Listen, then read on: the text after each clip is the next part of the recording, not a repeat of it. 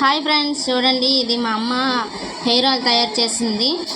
Hair fall అయినా dandruff ఏమీ లేకుండా పొడవుగాన ఒత్తిగాన నల్లగా పెరుగుతుంది అనమాట. చాలా బాగుంది. నేను కూడా ఇదే ట్రై చేస్తున్నాను, మీకు చెప్తున్నాను. ఏ టైం అమ్మ ఇందులో వేసావు చెప్పు. గుంటగలరాకు, మెంతులు, కలబంద, వేర్లు, సుగంధేలు, ఉసిరిక పప్పు వేసింది. అర కేజీ కొబ్బరి నీళ్ళు, కేజీ కొబ్బరి నూనె, పావు కేజీ ఆముదము,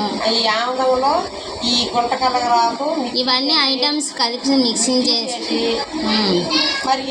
మరిగించింది.